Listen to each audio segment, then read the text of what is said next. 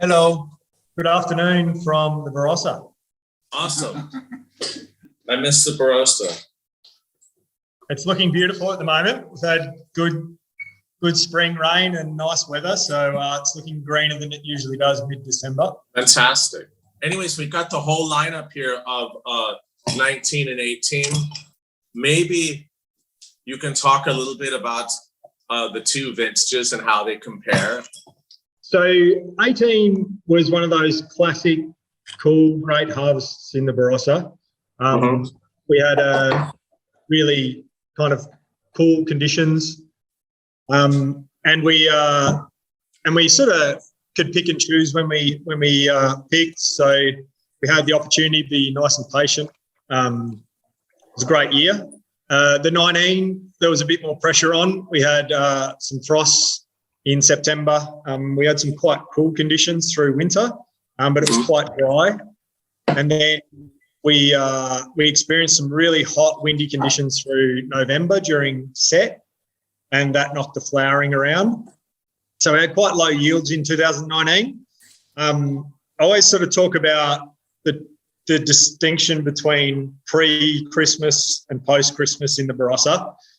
So for me, sort of pre-Christmas sets up what the yields are going to be like. And then post-Christmas really defines the quality. They're sort of obviously linked, but as a general rule, it's a pretty easy way to talk about, pre-Christmas and post-Christmas to consumers. We had quite warm and pretty trying conditions before Christmas, and then after Christmas, it was beautiful. We had perfect January, February, and we're able to kind of take our time again and really pick when we wanted to. Given the low yields as well, everything sort of fermented beautifully in the winery. So what we got distinctively from 18 and 19, we have more of the brighter floral characters, quite a bit riper fruit. So probably more expressive and a little bit more impressive as young wines, the 2019s. I think the 18s have the structure and they've got that sort of darker kind of look to them, a little bit more subtle and a little bit more closed up as young wines, and then they'll continue to evolve and probably end up being the better wines down the track if you put better in inverted commas. They're certainly just different vintages. What I hear at least was that 18 was sort of this dream, like great vintage for Barossa, but interestingly, even across Australia, it worked everywhere. And, Australia is such a big place. It's hard to generalize. It's like saying it was a great vintage across Europe or something. But that's so, but it is actually, very true. What I heard and what I tasted last year, what I've tasted of the 18s, they're just so gorgeous and well structured, but also a nice drinkability and balance to them. So 19 is a little bit more fruit driven, or how is it? Yeah, I think they're just more prettier wines. They're more floral and just more obvious with young wines, I guess. But I don't know, we picked up some really nice structure. As I said, it wasn't your typical hot vintage where it's hot in February and there's pressure on. When we get those vintages, we tend to lose a bit of structure and lose a bit of condition. We certainly didn't see that. So the heat came early, and I think varieties like Grenache really tend to become prettier and more expressive when you get the hot early summer and then a chance to cool off, and it sort of hangs on the vine. We get a cooler spring, or March and April are cooler, and it allows us to pick the fruit in really good condition.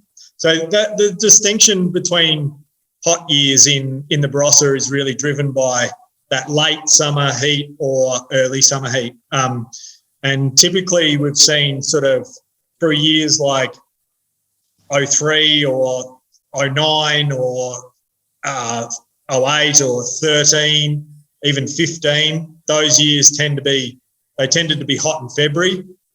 The 19s were hot in December. I see. Okay. It wasn't really affecting the condition of the fruit when it came. So, that's why you're getting more of the floral notes because it like wasn't burned out by high heat.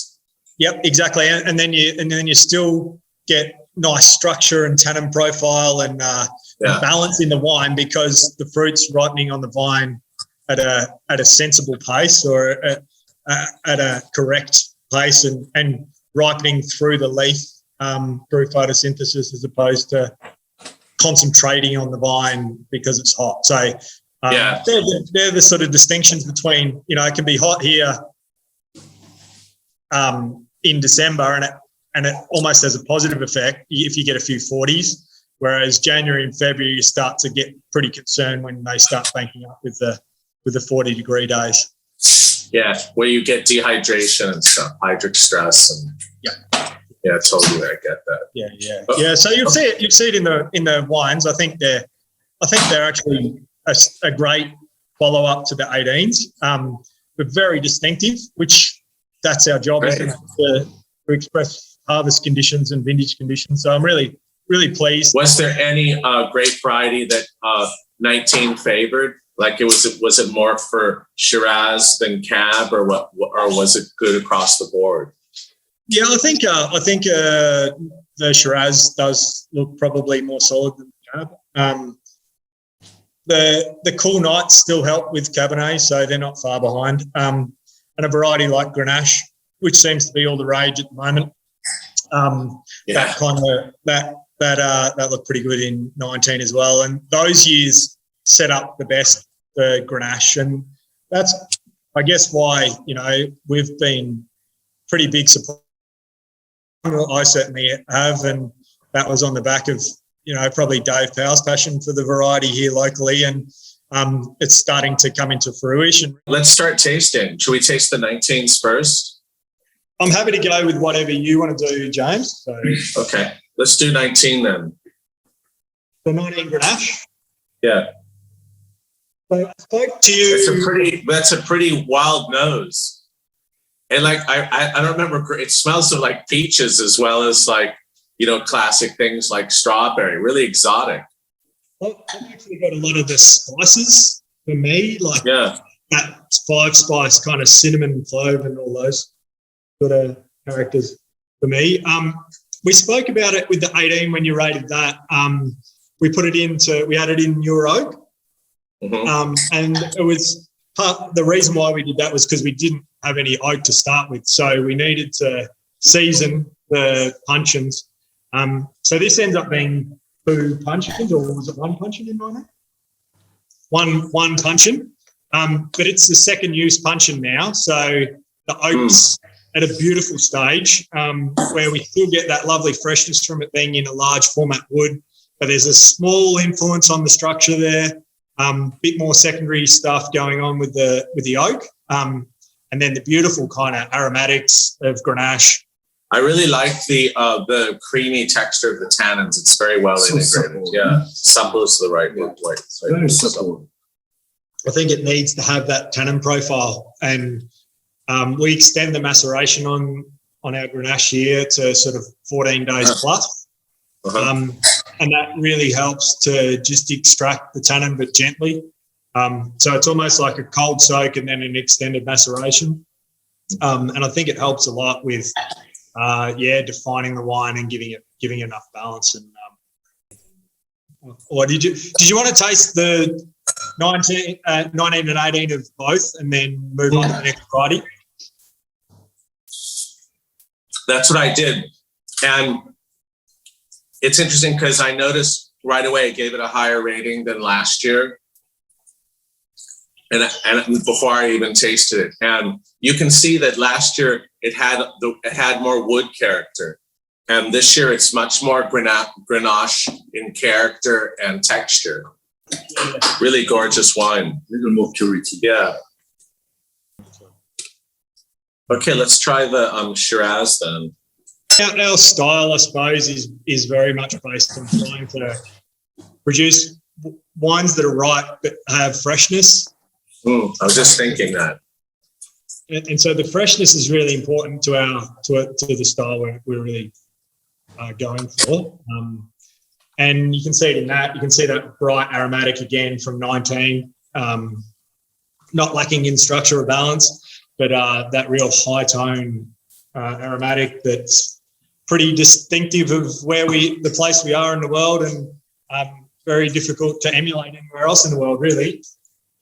That's really cool, 19. I'm glad we spoke, because I didn't know that it had that sort of growing season where you had the cool nights, and you can really see it in the wine and this gorgeous drinkability to the wines. Yeah, we get really cool mornings out there. So gorgeous. The wines you just want to drink. Yeah, you could drink them immediately. You know, it's not even lunchtime yet.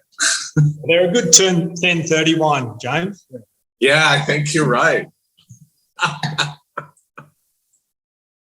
18 is a bit heavier. Yeah, 18 is heavier. It's more like quadrille. It's more four square. Yeah. You know. So we love your 19. Yeah, really good. Very pure, very elegant, very well balanced, fresh, and good complexity.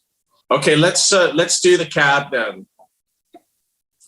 It definitely has some eucalyptus character. I think we get a beautiful tannin profile with the Cabernet up there. There's a really lovely kind of structure to the fruit. I think it is a good Cabernet site. I'm a bit worried if we get a really hot vintage, what that's going to mean for it up there. But for now, we've had probably 4 in a row where it looks good. Yeah, again, the freshness, brightness to it. Okay, so those are the 19s. I mean, it's nice to taste it again after close to a year. That's the 18? Mm-hmm.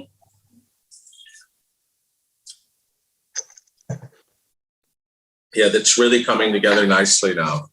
Yeah, but that's the profile of the vintage also. Yeah. There is a sort of a warm character. Yeah, I agree. And the wood comes out a little bit more, but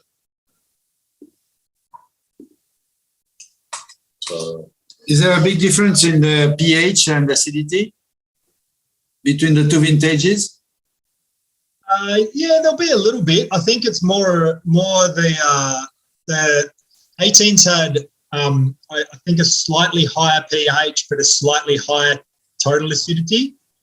So that's why they get that kind of blacker look. Whereas the 19 with the brightness, they tend to have a slightly lower pH and a slightly lower TA.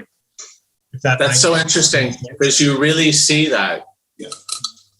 The 18 really are like black or purple, and then the 19s are more garnets. Yeah. How interesting. Really great tasting, and I must say I liked the wines better in 19.